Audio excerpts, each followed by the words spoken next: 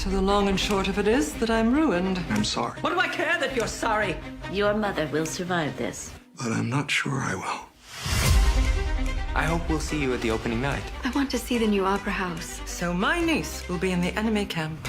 I should go. We have the school meeting. That's set for tomorrow. Wait, didn't you get the note? They've tricked us. Mrs. Astor has taken my Duke of Buckingham. It will be a great success without him. George, you make the money, and I'm very grateful. But I don't tell you what to do in Pittsburgh, and you must leave me to manage the rest. You talk like that. You make me quite nervous. Good.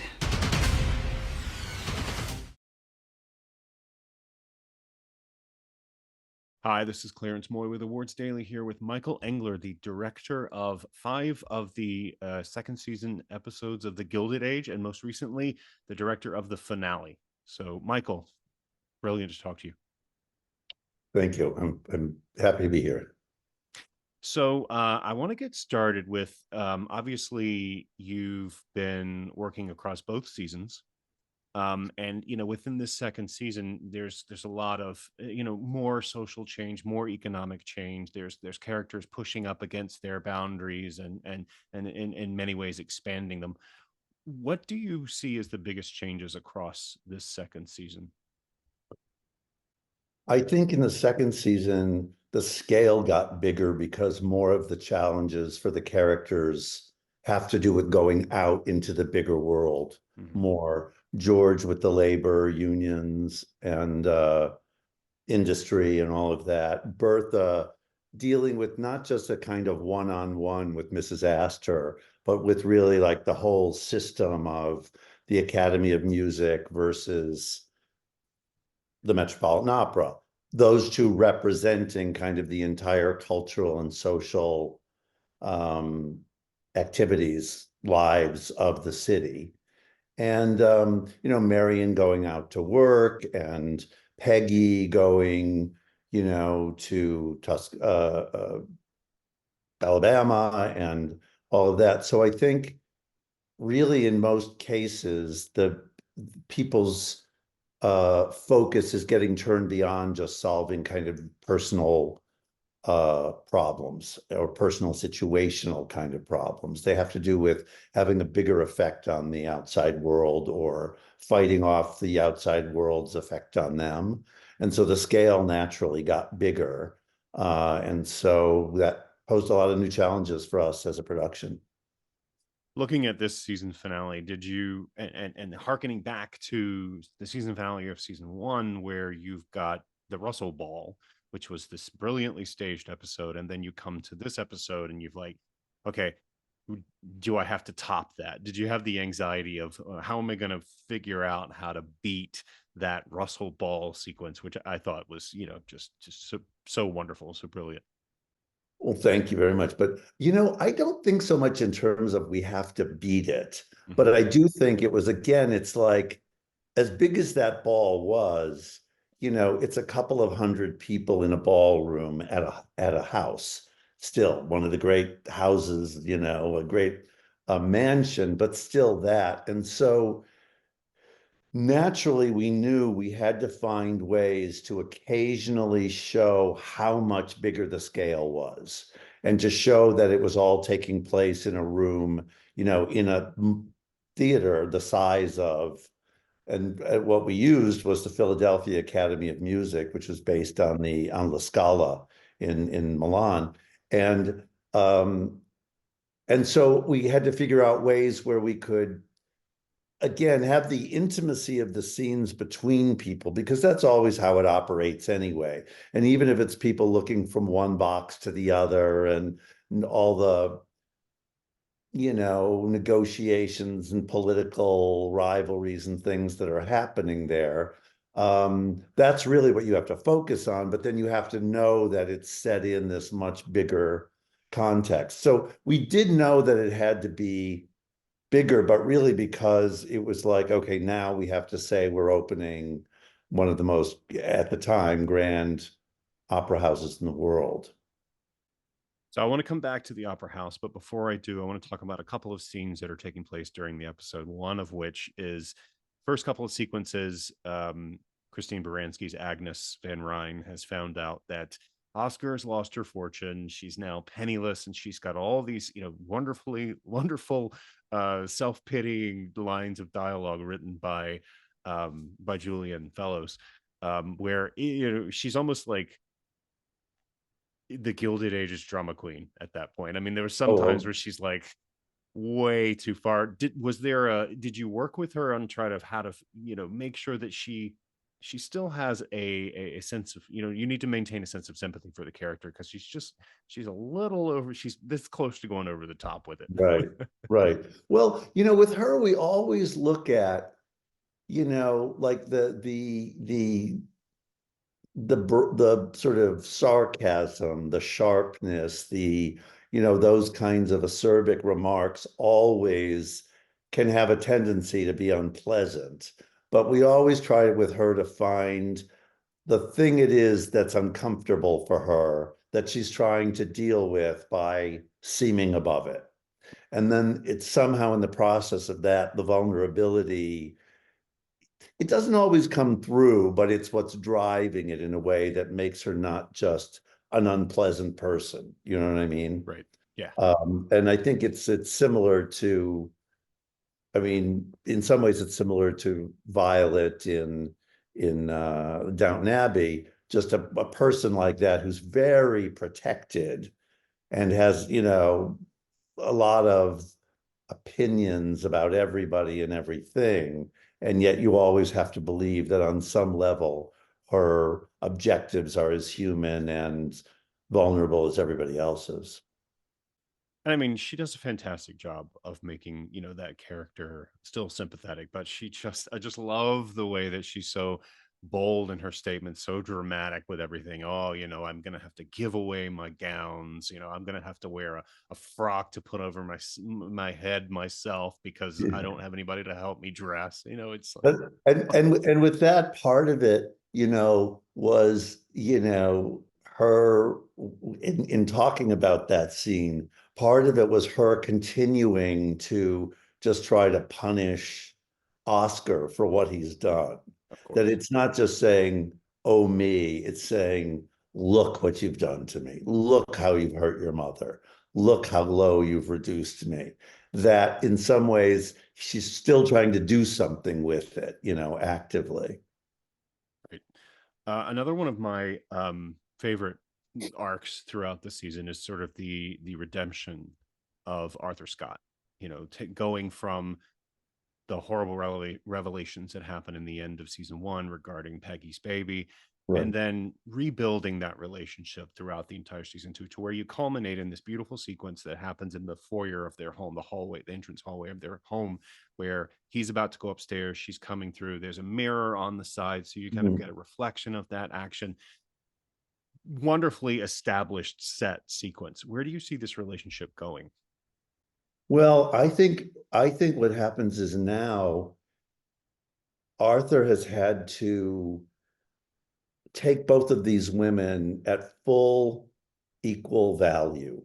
And it's something that it doesn't matter black or white at the time, even within the Black community, women were subjugated to men, and, men's decisions stood in a home and all that. And I think, now that he's been through that with both of them, the strange thing is, I think he likes the relationships with both of them more, because he doesn't have to do that anymore. He doesn't have to pretend. He doesn't have to force anything from them. And so I think there's that sense there's a sense of grace between the two of them in that scene that I find very moving, that has to do with the fact that he has, in some ways, she has restored her dignity to herself, and he has been part of that process. He's gone along with it. He has embraced her individuality, her equal power in the relationship. And the same with his daughter. As uncomfortable as it makes him, he is proud that she has kind of surpassed him in some ways, or equaled him as an individual, that she's not just an appendage to him. And in a strange way, I think that's the thing that people always forget, is that, it's not just that the people who are oppressed are freed by equality, so are the oppressors. They can be more themselves, they can be more vulnerable, they can be more complex um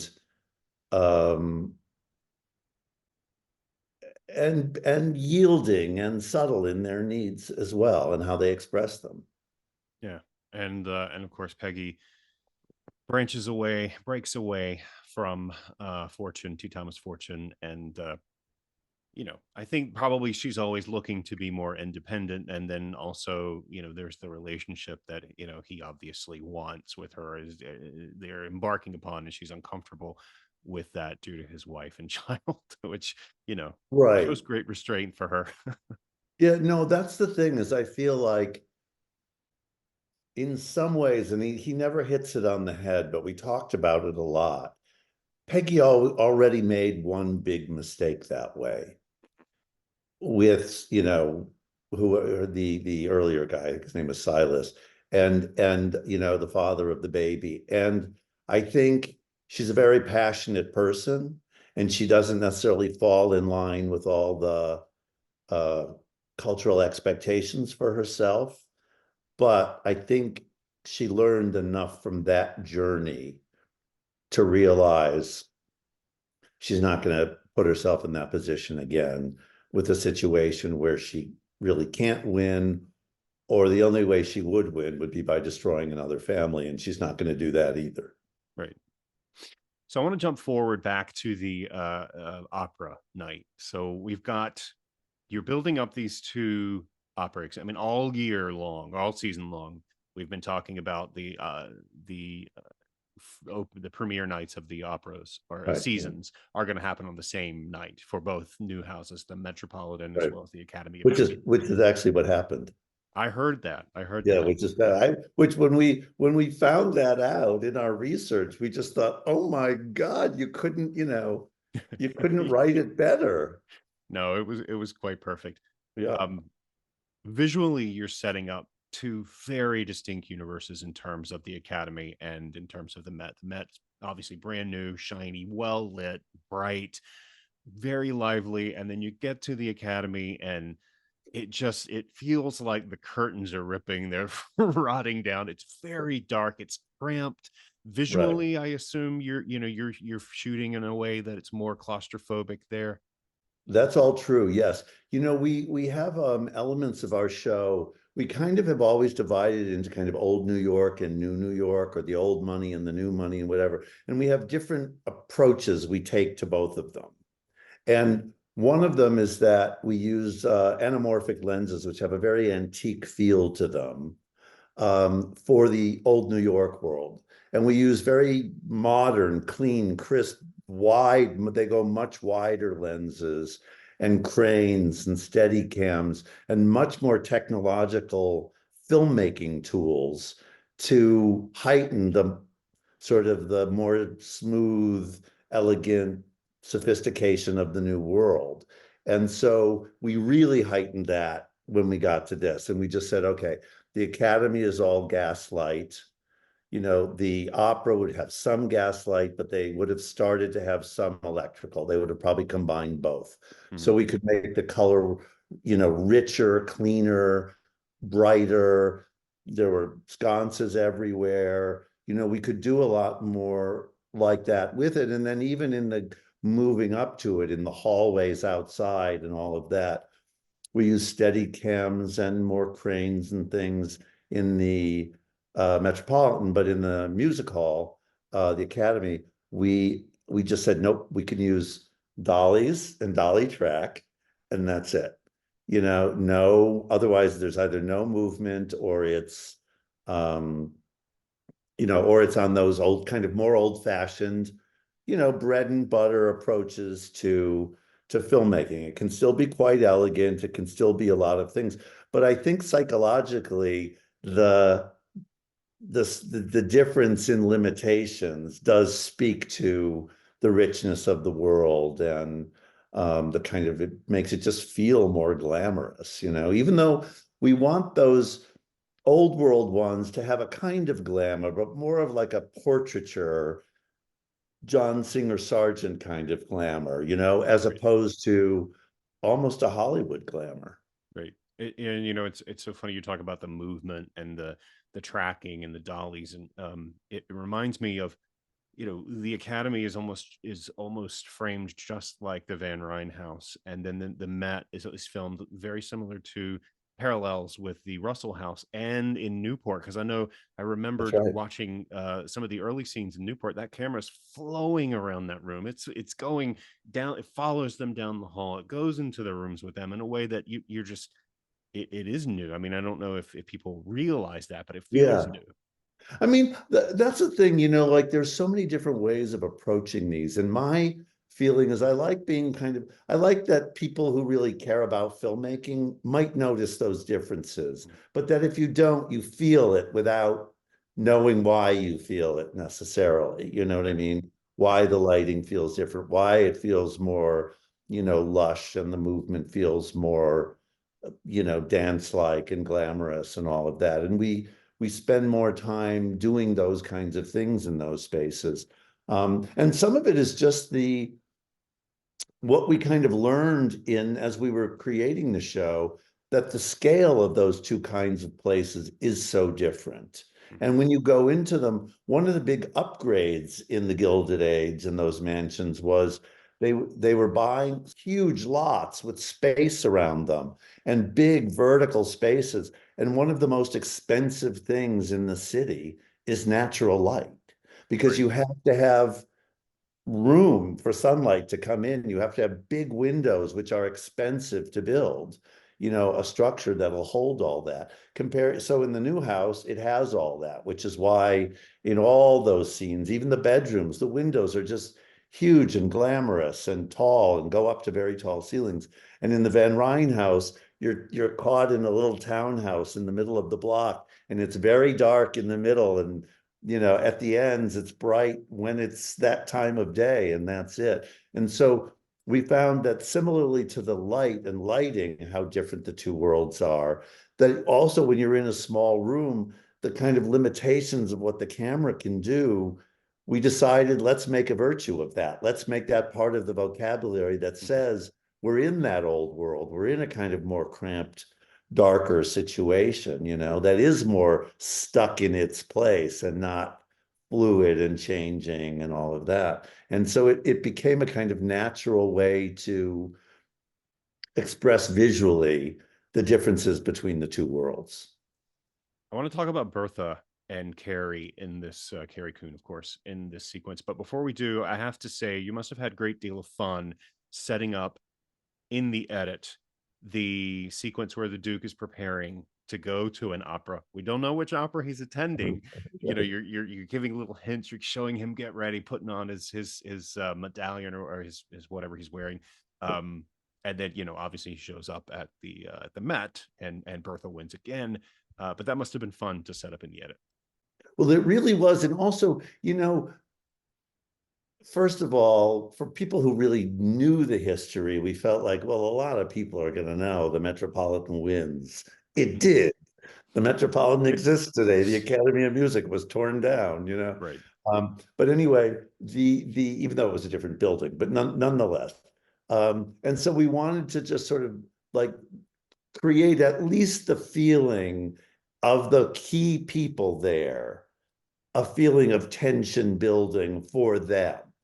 And so to try to keep that moving forward, that's why we had established that little piece of the sequence of him getting ready and getting into, getting out of a cab and, walking, so that finally, when we're going back, even just walking into it, that Bertha, opens the door, and then you see, or rather, Mrs. Astor opens the door to her box, and then Bertha goes in, and you see the thing. So then when you go back to Mrs. Astor's box, she's lost, and then you see all the empty seats and the kind of sad house there. And so we tried to create, we just thought like along the way, what would be the as many possible checkpoints along the way that would kind of help to create it and build it and sustain it over time.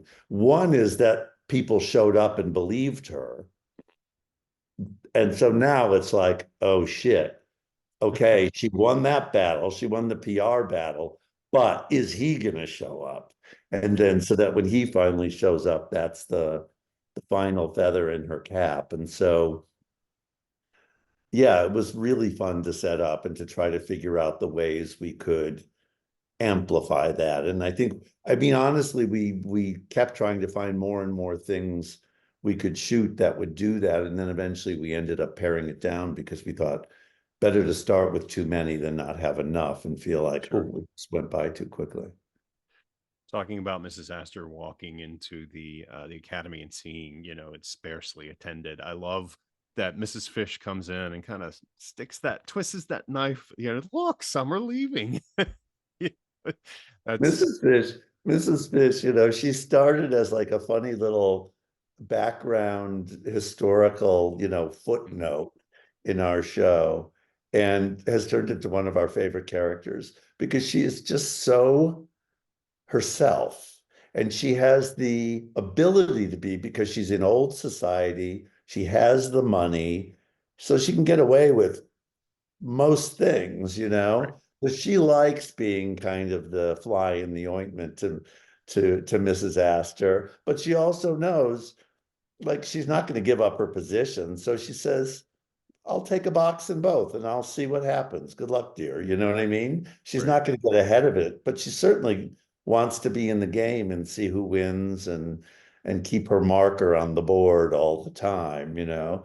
And I think it's good because it reminds us, I think that, and it's true in any situation, you know, you have a powerful person, no matter how powerful they are, there's always some people who get under their skin or you know, they can't totally control and they have to try to keep in line and it takes some work. And so it's nice to have someone from her own cadre be a little bit out of control for her and have that she can get her hackles up about. You mentioned Mrs. Astor walking in juxtaposed with Bertha, Mrs. Russell walking in. They have very different experiences, very different receptions. Talk to me about that moment of walking Carrie through, opening those. Now I know the doors are in two different locations. I've already talked to Bob about that, so that blew my mind. But walking through those doors and walking her through that scene and having her just, you know, win the moment. Yeah, well, you know, we talked about it a lot, but basically it was like, this is the moment. This is literally the door you're walking through that the whole season has been leading up to, which is the door from being, you know, at Mrs. Astor's beck and call to entering a new phase where you are on literally on the other side of this threshold, where you are now the center box of the most important house, you know, at the Metropolitan. And so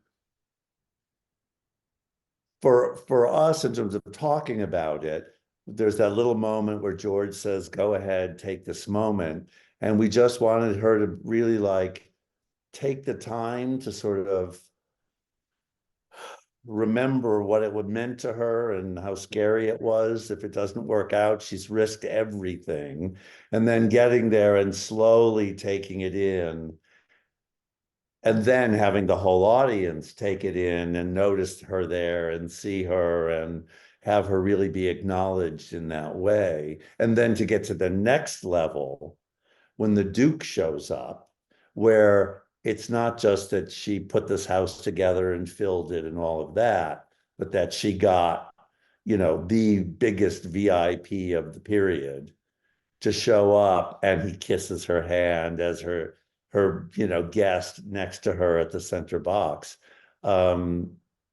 You know, there is no bigger win in society than that. There was no bigger win than that. And so we talked about it for a long time and we played with it. And, you know, she just, you don't have to tell Carrie a lot of things, actually. She's very, you know, intuitive about that. And she played with it a couple of times. She said, was that one too big? And let me try one a little simpler. And let me try one, you know, But the thing is, Bertha, no matter how powerful something is to her emotionally, she very rarely shows it at face value, except for in her intimacy in different situations with George. We really sort of say that's the only place where she completely shows herself. If she's angry, if she's hurt, even if she's being small-minded, she doesn't care to let him see that. She doesn't worry about any of that. Whereas this, even if she is very moved and surprised, she tries not to show it.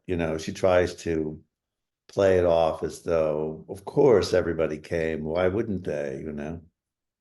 I do call bullshit on her though when she says when before she leaves the house, she comes down in that green dress and then she says, "Oh, but I am not the focus of the evening. It's Gladys. It's always Gladys." And then she walks through that door at the Met, and then you realize that green dress contrasts with everything else in there. That is the only thing that you see is her in that green dress. I'm like, you Right, that's planned right. that. No, it's true. That was so important that it was like, that's one of the brilliant things too, that I think uh Kasha, our costume designer, and Bob, they work so well together. I mean, one of the first things Kasha says is, like, where are we shooting the opera? What does that set look like? Are there curtains around? Is she sitting in a red velvet chair? Is she, every bit of that we know for every one of those big scenes. If she's going to appear, at a ladies' tea event in a particular room, we want to know exactly what that room looks like and where she's going to be and what kind of furniture and all that, because we always want her to have a kind of focus, and we want some of the other ladies to blend into that world, and Mrs. Astor to have her own kind of power. So that's all worked through really carefully as we go through all those things. Yeah. I'm becoming much more aware of that as I talk to Okay, everybody involved. I'm also completely fascinated by all the references to Faust. I know they're deliberate. It's the production that they come to see. It's what they've talked about all season long.